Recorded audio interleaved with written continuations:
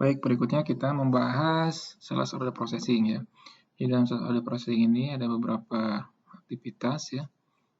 Secara umum, mulai dari aktivitas pre-sales, kemudian sales ordernya, kemudian check availability, kemudian picking ya, kemudian packing, kemudian good issue, invoice, receipt of customer payment. Ini kita menerima pembayaran dari customer ya.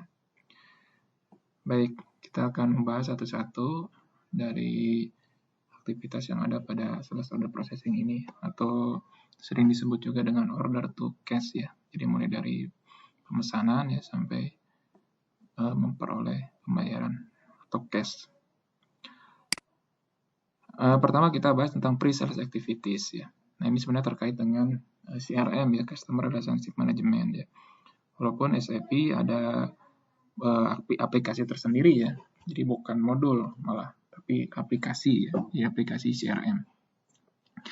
Nah, jadi pre-sales activities yang ada di modul SD ya, ini CRM Lite ya, jadi hanya bagian kecil lah gitu ya dari aktivitas CRM ya. Aktivitas lengkapnya ada di aplikasi CRM ya, atau Customer Relationship Management ya.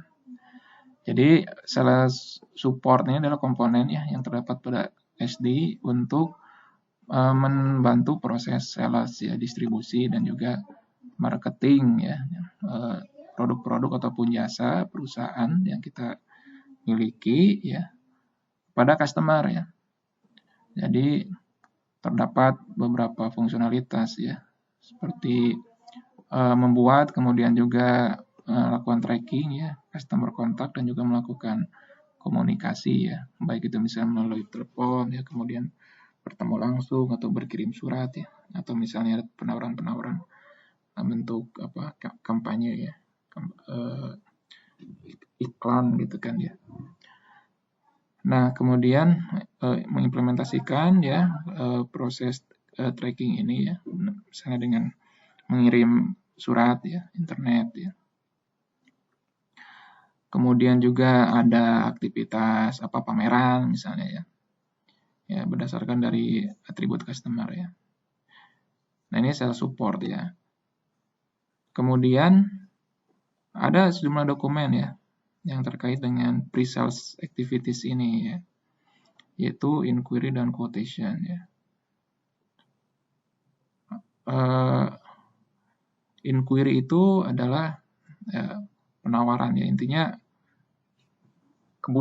penawaran sebenarnya kebutuhan ya dari customernya ke kita ya, ke perusahaan ya, kebutuhannya apa ya, inquiry. Atau bisa juga inquiry dari kita yang menawarkan ya, atau menginformasikan satu produk. Kalau quotation itu sudah penawaran ya, jadi udah penawaran resmi, udah legal ya, binding dokumen ya, jadi sudah bentuknya dokumen penawaran resmi, di situ ada harga, kemudian ada ketentuan untuk quotation. Ya, kalau inquiry biasanya dari customer ke kita ya, ke perusahaan ya, untuk misalnya nanti ditindaklanjuti dengan membuat quotation ya.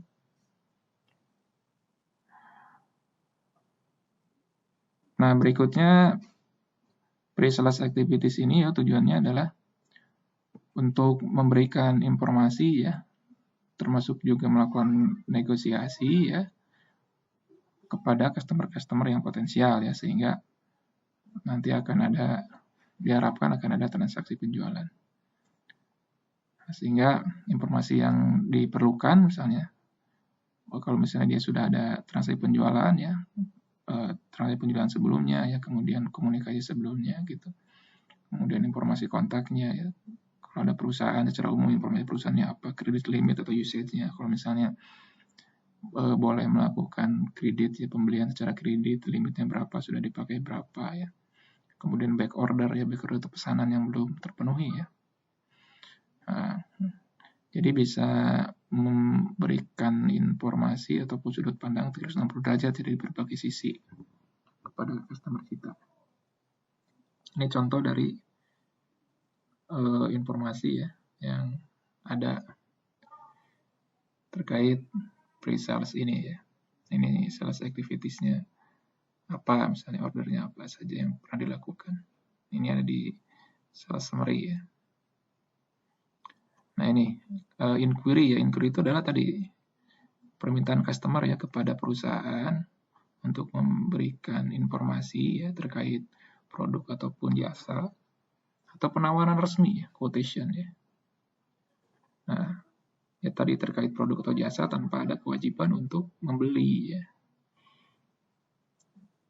Jadi kemudian ada informasi misalnya terkait berapa biayanya ya, kemudian ketersediaan material atau jasanya. Kemudian bisa berisi tentang jumlah yang tersedia ya. Kemudian atau jumlah kebutuhan dari customer-nya, kemudian waktu pengiriman. Ya. Kemudian